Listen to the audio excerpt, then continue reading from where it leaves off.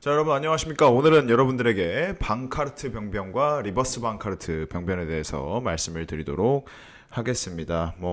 상당히 꽤 자주 보게 되고요. 이제 어깨가 아파서 오시는 회원분들 정말 많은 부분들이 이 방카르트 병변을 가지고 있다고 생각하시면 되는데, 좀 쉽게 말씀을 드리자면 이러한 문제가 있습니다. 여기가 이제 관절 와순이죠. 이제 글레노이드 포사라고 하는데, 여기서 이제 이거를 커넥티브 티슈를 보시게 되면, 결합 조직을 보시게 되면 여기 이렇게 쪼매난 프라모델 조립해 보셨으면 아실 텐데, 거기서 이제 관절 사이에 빠지지 말라고 끼우는 요런 고무 패킹 같은 거를 좀 보실 수가 있습니다. 요거는 셰스 관이고요.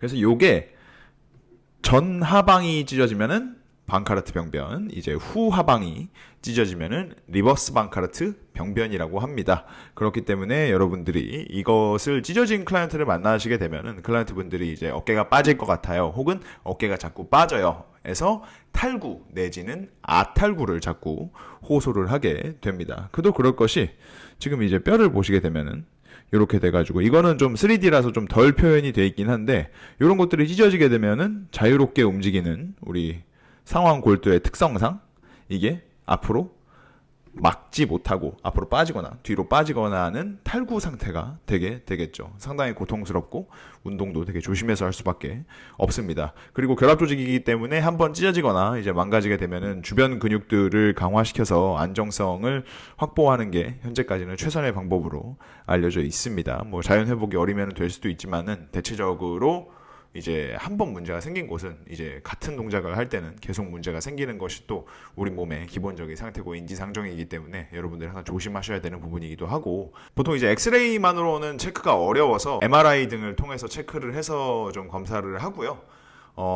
사실 운동을 많이 하시는 분들이, 아니면 팔을 위로 드는 동작, 혹은 운동을 전혀 안 하시는 분들이 좀 많이 겪는 문제이기도 하기 때문에, 그런 부분들에 대해서 고려를 하셔가지고 재활을 진행하시는 게 가장 중요한 부분이라고 하실 수 있겠습니다. 그리고 아까 말씀드렸듯이 탈구가 한번 진행되게 되면은 습관성 탈구로 이어지기 때문에, 굉장히 어떻게 보면은 제대로 된 조치가 취해지지 않고 제대로 된 재활이 취해지지 않으면 위험한 일종의 근골격계 질환이라고 보실 수가 있고요.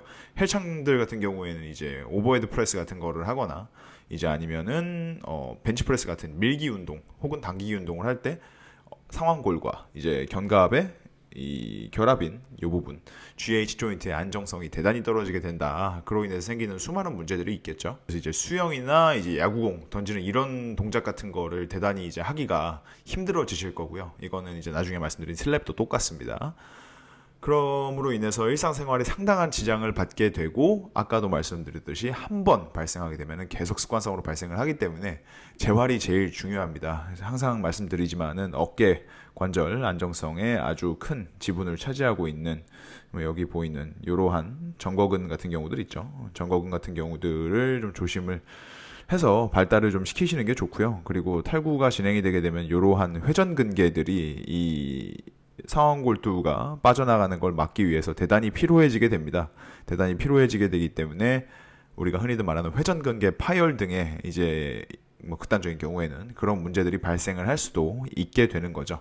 그렇기 때문에 항상 제대로 된 견갑의 안정화는 운동 영상으로 만들겠지만, 중량이나 퍼포먼스를 중시하시기보다는 정말 제대로 된 움직임을 만들어서 차근차근 잘 올라가시는 게 그게 정도고, 여러분들이 어차피 중량 열심히 올려서 그냥 자세 무너지면서 올라가 봤자 다시 뒤로 소위 말하는 이제 빠꾸를 해서 다시 올리셔야 됩니다. 그렇기 때문에 항상 제대로 된 자세와 안전한 자세, 그리고 제대로 된 관절의 가동 등을 신경 쓰시면서 운동을 하시는 것이 가장 좋다고 볼 수가 있겠습니다. 이제 수술 치료 같은 경우는 이게 반복적인 재발을 하거나 아니면 일상생활에 대단히 문제가 있는 경우에만 좀 실행을 하고요. 보통은 이제 보존적 치료를 하든지 비수술적 재활을 통해서 이제 일상생활로의 복귀를 좀 많이 노려보는 편입니다. 그리고 이거를 하시는 분들이 대부분 다 이제 운동을 좀 좋아하시거나 이런 분들이 종종 오시기 때문에, 그런 분들에게는 일단 운동을 하지 말아라고 하는 것보다는 차근차근 통증이 없는 범위부터 재활을 시키셔가지고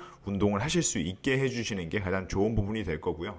그리고 항상 이제 의사 선생님이나 물리치료 선생님의 좀 견해와 이제 소견을 좀 따라서 재활을 진행하시는 것이 좋고, 그리고 모든 질환들이 그렇듯이 초기 발생하고 4에서 6주 정도 가는 굳이 무리를 안 하시는 게 좋습니다. 그때 벤치프레스 한 달 참기 싫다고 그냥 해버렸다가 이제 평생 가는 질환이 될 수 있기 때문에 여러분들이 그 부분에 대해서는 회원들한테 가르칠 때도 여러분들이 운동을 하실 때도 상당히 주의를 하셔야 되는 부분이라고 할 수가 있겠습니다. 오늘은 방카르트 병변과 이제 리버스 방카르트 병변에 대해서 알아봤습니다. 손목과 견갑 안정성이 중요하니까요. 항상 그 부분 어깨 관련 질환에서는 핵심이라고 생각하시면 되겠습니다. 시청해 주셔서 감사합니다.